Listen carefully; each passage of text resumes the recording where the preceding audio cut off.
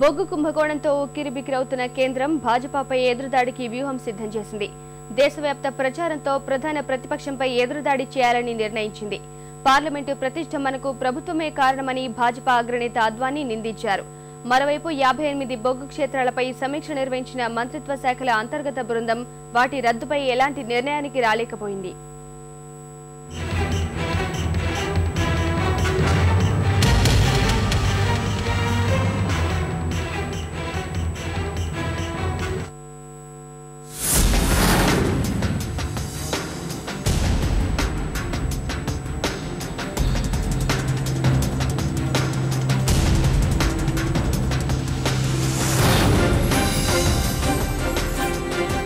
CAG పేల్చిన బొగ్గు బాంబుతో parliament సమావేశాల్లో నెలకొన్న ప్రతిష్టంభనకు తెరపడే అవకాశాలు ఏమాత్రం కనిపించడం లేదు.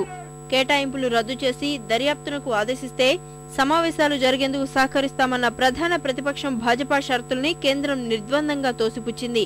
ఈ విషయంలో కమలనాథులపై ఎదురుదాడికి దిగాలని సాక్షాత్తు యూపీఏ అధినేత్రి సోనియా దిశానిర్దేశం చేయగా క్షేత్రస్థాయిలో ఆ వ్యూహం అమలుకు రంగం సిద్ధమవుతోంది. పార్లమెంటు సమావేశాలు ముగిసిన మరుసటి రోజు అంటే ఈ నెల 8 నుంచి వారం రోజుల పాటు కేంద్ర మంత్రులు చిదంబరం, ఆంటోనీ, పవన్ కుమార్ బన్సల్, కపిల్ సిబాల్, సల్మాన్ ఖుర్షీద్ సహా కాంగ్రెస్ పార్టీ ప్రధాన కార్యదర్శులు, అధికార ప్రతినిధులు దేశమంతా పర్యటించనున్నారు.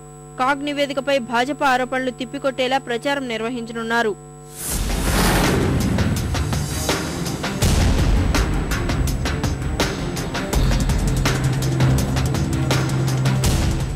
అటు మొత్తం ప్రతిష్టంభనకు కేంద్రం వైఖరే కారణమని భాజపా అగ్రనేత అద్వానీ నిందించారు. సభలో సహకరించాలని కాంగ్రెస్ అధినేత్రి సోనియా గాంధీ లోక్సభలో విపక్ష నేత సుష్మా స్వరాజ్ కు ఫోన్ చేసిన విషయాన్ని ప్రస్తావించిన అద్వానీ పార్లమెంటు నడిపేందుకు కేంద్రం చొరవ చూపలేదని, తమ డిమాండ్లను తోసిపుచ్చిందని భోపాల్లో విమర్శించారు. पीएम के इस्तीफे का संबंध संसद के गतिरोध से नहीं है, मंत्री के इस्तीफे का संबंध उस कांड से है। मारन के लिए और राजा के लिए एक मापदंड लगाएंगे और कांग्रेस के लिए दूसरा मापदंड लगाएंगे, ये किसी को स्वीकार नहीं। लेकिन उसके कारण संसद की कार्रवाई न रुके, इसका हमने इलाज बताया।